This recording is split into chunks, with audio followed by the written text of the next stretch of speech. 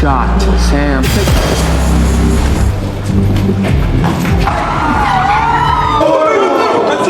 Take it easy. These guys were fucked.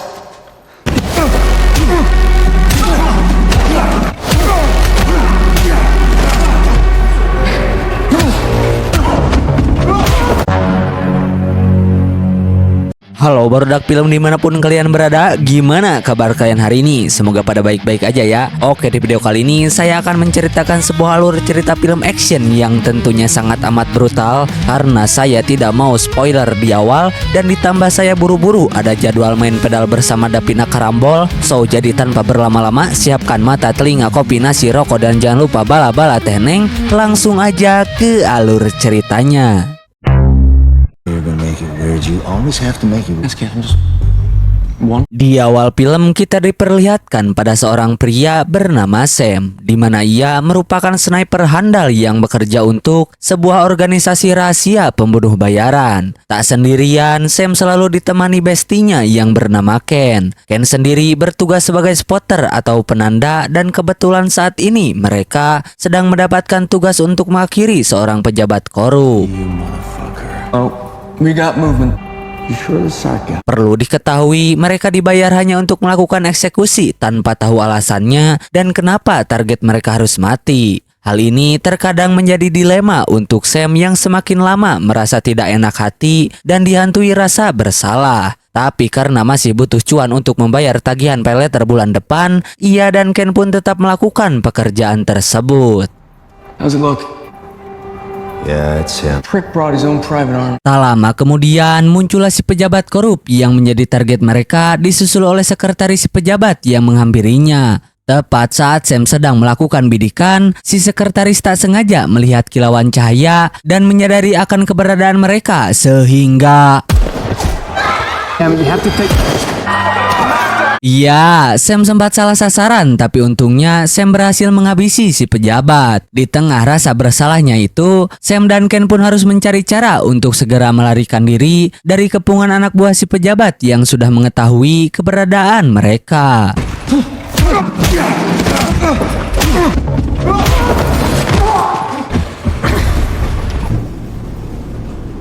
Dalam perjalanan pulang itulah Sam menceritakan keraguannya tentang kejadian tadi. Ia membahas terkait si sekretaris yang sempat melindungi si pejabat, di mana Sam berasumsi jika misinya kali ini adalah sebuah kegagalan. Bahkan ia terbesit dalam pikirannya akan suatu kemungkinan jika si target mereka bisa jadi adalah pejabat yang baik yang tidak pernah korup. Why would she do that? Shipper Deluxe. Di tengah obrolan itu, atasannya yang bernama Tamara tiba-tiba menghubungi mereka dan membahas terkait seorang sekretaris yang sempat Sam tembak tadi. Tamara hanya berpesan agar Sam tak merasa bersalah karena sejatinya itu adalah resiko dari seorang pembunuh bayaran. Baik atau buruknya Sam harus siap dengan konsekuensi atas pekerjaannya yang sejak awal sudah mereka sepakati. Listen, take some time off. Hasil dari obrolan itu, Sam meminta cuti untuk beristirahat, di mana ia ingin menenangkan diri terlebih dahulu sembari memikirkan apakah akan melanjutkan karirnya atau tidak. Surface, okay?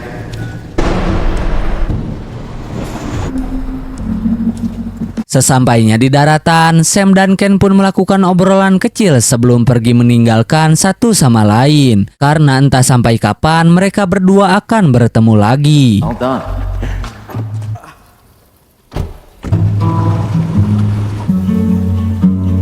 Beberapa hari berlalu setelah kejadian itu, Sam terlihat berada di kediamannya yang berlokasi di tengah hutan. Ia mengasingkan diri dari dunia luar. Setiap harinya, Sam hanya nampol suluh sambil sesekali membersihkan senjata apinya.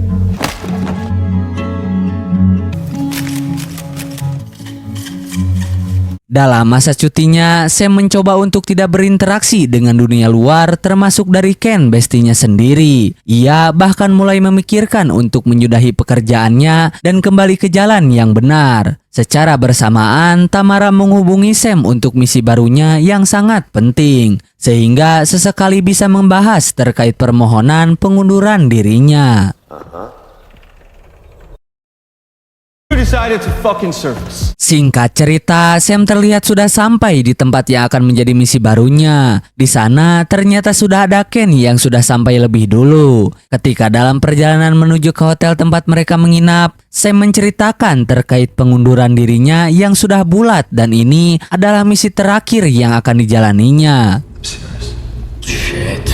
Mendengar hal tersebut sontak membuat Ken terkejut karena secara tidak langsung ia akan menjadi seorang pengangguran tanpa adanya seorang sniper. Ken yang hanya seorang spotter alias pembantu seorang sniper sudah tidak akan berguna lagi dalam pekerjaan seperti ini. Namun di luar dari pembahasan itu, mereka berdua merasa janggal dengan pekerjaan kali ini karena Tamara sama sekali belum memberitahu arahan terkait lokasi dan target yang harus mereka eksekusi. It's depressing than usual anyway. Please.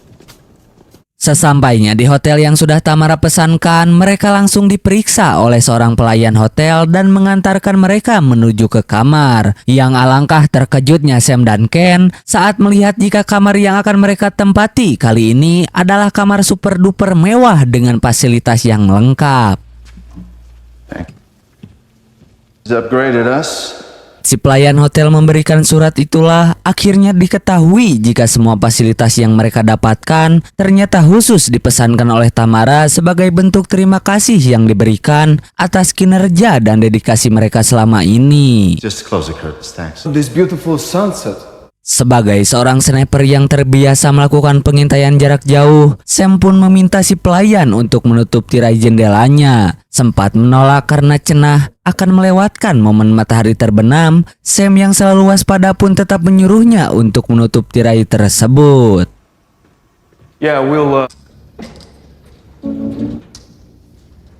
Tak lama setelah si pelayan pergi, Ken kembali membahas tentang pengunduran diri Sam yang dianggap sangat egois dan tidak memikirkan nasib bestinya sendiri. Ken masih tidak bisa menerima jika setelah misi ini berakhir, ia akan menjadi pengangguran sejati dan harus berharap kepada 19 juta lapangan kerja dari pemerintah. Loh.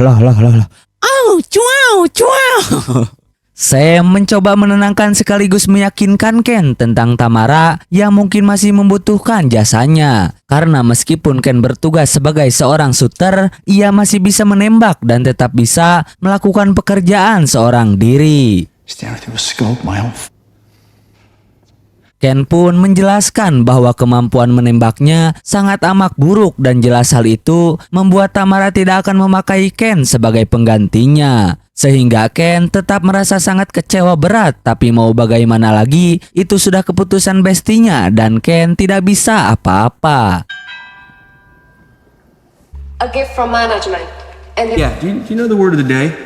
Selesai berdebat, mereka kedatangan dua wanita yang menunggu di dalam lift. Kedua wanita itu mengaku sebagai tukang pijit yang dikirim oleh Tamara sebagai hadiah, sehingga Ken yang paling birahi ketika melihat Tobrut pun langsung mengizinkan mereka masuk untuk melakukan pijit-pijit santai. Lying sack of shit. First class all the way, right? Ketika Ken sedang asik dipijat sambil rengehan, Sam yang kuat iman pun memilih untuk duduk dan diam saja. Salah satu terapis yang bernama Mona pun merasa tidak enak seolah-olah makan gaji buta. Sehingga ia berinisiatif untuk membuat Sam merasa terhibur dengan cara meramal garis tangannya. Saat mereka masih sedang asik ngobrol itulah muncul si mas pelayan bersama satu pelayan wanita yang mengantarkan makanan sesuai perintah dari manajer hotel. Di mana si pelayan pria masih saja heras hulu dengan tirainya yang harus lebih baik dibuka. Yang tepat saat Sam akan menutupnya kembali, tiba-tiba ya, muncullah tembakan membabi buta yang berasal dari gedung seberang. Di mana saat Sam akan menutup tirainya kembali, si pelayan wanita pun tiba-tiba menyerang dan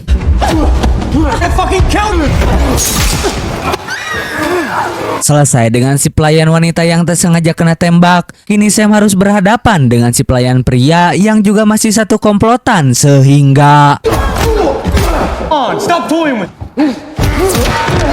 Fuck him up, Sam. Setelah menumbangkan kedua pelayan itu, kini mereka harus bertahan dari tembakan si sniper yang pastinya masih terus mengintai. Mereka mencoba mematikan lampu untuk mengganggu pandangan si sniper, tetapi itu bukanlah sebuah solusi karena si sniper menggunakan night vision untuk membantu bidikannya. Satu-satunya cara untuk mereka bisa selamat adalah dengan pergi dari hotel ini atau meminta bantuan Tamara dengan mengirim pasukan penyelamat.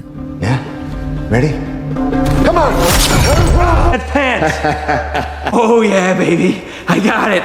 Setelah berhasil mencapai ponsel milik salah satu tukang pijit, Ken dengan cepat memberitahu Tamara hotel tempat mereka menginap, di mana Tamara cukup terkejut karena tidak pernah memesan hotel itu, sehingga sudah jelas jika ada seseorang yang berkhianat di organisasi mereka. I did not. Untuk bantuan, Tamara juga mengaku tidak bisa melakukannya dengan cepat karena semua agen yang ada saat ini sedang sibuk dengan misinya masing-masing. Sehingga Sam dan Ken diminta untuk tetap bertahan sampai nanti Tamara mengirim bantuan. You heard the lady, kids. Tidak punya pilihan lain, Sam dan Ken pun harus tetap bertahan sambil melindungi kedua wanita yang tidak tahu apa-apa ini. Yang tepat saat Mona menanyakan siapa mereka dan apa yang sebenarnya sedang terjadi, tiba-tiba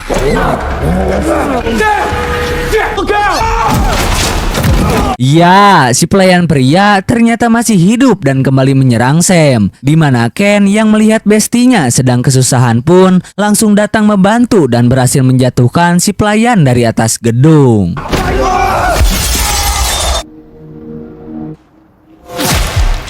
Ken! Di saat Ken sedang bersembunyi di tempat rawan itulah, ia akhirnya terkena tembakan yang membuat Ken langsung tak sadarkan diri saat itu juga. God damn it!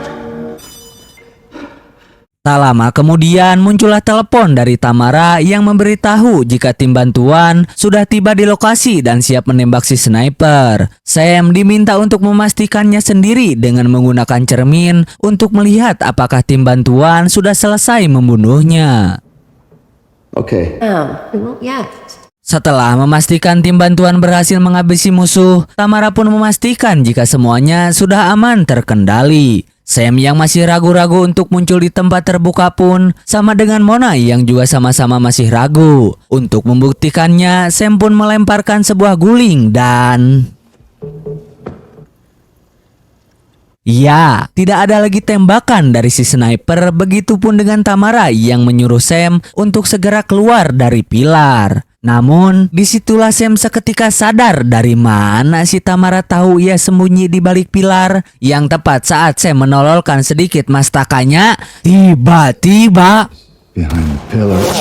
dan ya, akhirnya terungkaplah jika dalang dibalik ini semua tidak lain tidak bukan adalah si koplok Tamara itu sendiri. Dan satu sniper yang mengintainya memang Tamara tugaskan untuk menghabisi Sam dan Ken. Alasannya tentu saja karena pengunduran diri Sam dengan kemampuan menembak yang dimilikinya, Sam jelas akan menjadi suatu ancaman serius andai ia direkrut oleh organisasi lain maupun kelompok saingannya Tamara.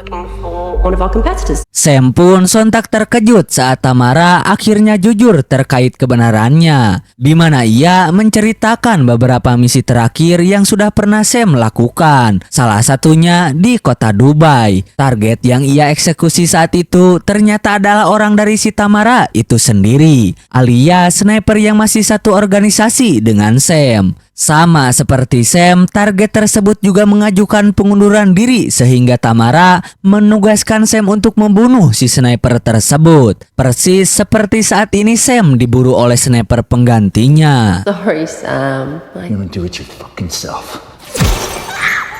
Selesai mengobrol, salah satu terapis teman Mona pun mulai panik. Ia dengan belegugnya malah keluar dari tempat persembunyiannya dan... No, get! sekarang yang tersisa hanya Sam, Mona, dan Ken yang masih tak sadarkan diri dengan kondisi yang mungkin sudah tawalakaya. Sementara sniper dan spotter utusan Tamara masih terus bersiaga dan mengamati target mereka dari kejauhan. Go! We're not going to see the enemy, see what the Saat Sam sedang memikirkan cara keluar itulah, ia sadar bahwa Tamara yang licik tidak mungkin hanya menugaskan satu sniper saja. Sam menyadari jika saat ini kemungkinan besar ada pasukan Tamara yang dikirim ke kamar tersebut. Sehingga satu-satunya cara untuk mereka bisa selamat adalah dengan meraih koper berisi senapannya, dan inilah yang terjadi.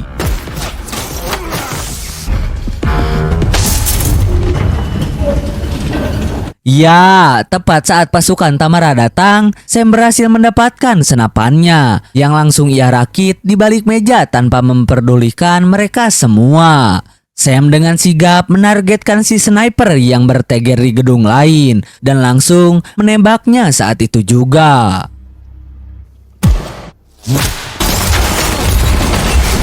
Pasukan itu pun langsung memberondong Sam dengan tembakan yang tak satu pun berhasil mengenainya. Yang tepat saat mereka berhenti menembak, Sam dengan cepat melemparkan botol yang dibakar api dan...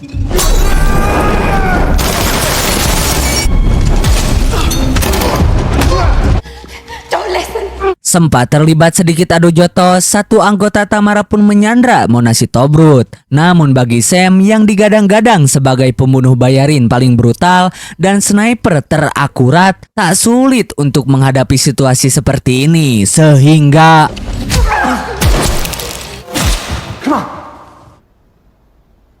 For saving my life. selesai dengan ketegangan yang terjadi, Mona pun mengajak Sam untuk mengobrol sebentar terkait nasib ia selanjutnya, di mana Mona sedikit agak ragu bisa selamat dari kebrutalan ini. Sehingga andai kata dirinya maut, Mona meminta agar Sam bisa menjaga putri sematawayangnya yang masih kecil, karena selain Sam tidak ada lagi orang yang bisa diharapkan. My daughter, Milena. Gonna get you out You of this, take okay? her away. Dari situ akhirnya Sam membrutal ketika menyadari ada pasukan lain yang datang, sehingga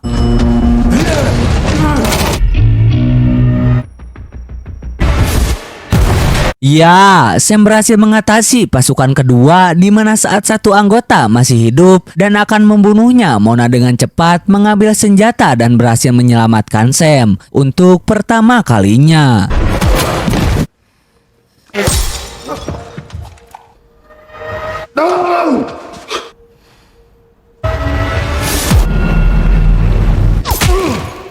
Namun naas, Mona harus terbunuh tertembak oleh si spotter yang mengambil alih tugas snipernya. Dimana pada saat yang sama, Ken akhirnya siuman dari pingsannya dan mengaku tidak akan bisa bertahan dari semua ini. Daripada tidak ada yang selamat sama sekali, Ken menyarankan agar Sam meloncat dari gedung hotel menggunakan spray sebagai parasutnya. You're right about these sheets. Tak lama kemudian muncullah drone yang dilengkapi dengan senapan mesin, sehingga tak ada waktu lagi Ken menyuruh Sam untuk segera bersembunyi dan...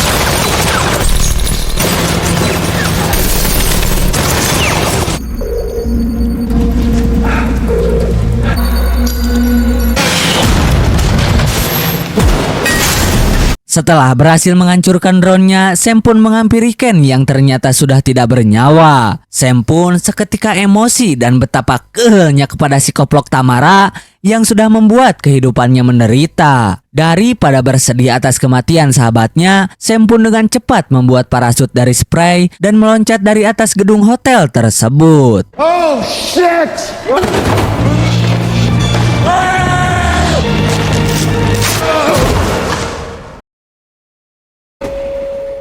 Beberapa waktu berlalu setelah kejadian itu, kita akan melihat si koplok Tamara yang sedang berada di bandara bersama dengan dua pengawalnya. Ia mendapatkan telepon dari Sam yang ingin mengucapkan kata perpisahan terakhir untuk Tamara. Karena alih-alih bisa hidup tenang bebas dan tak tersentuh, ia sudah sangat salah besar. Karena saat ini Sam sudah menyamar menjadi salah satu cleaning service dibantu oleh putri sematawayang Mona untuk menghabisi si koplok Tamara yang sedang berada di dalam toilet bandara.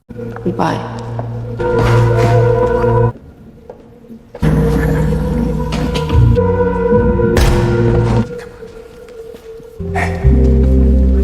Dan dengan begitu, film pun tamat. Saya Dangs dari Barudak Film mengucapkan terima kasih. Sampai jumpa di video selanjutnya. Bye-bye.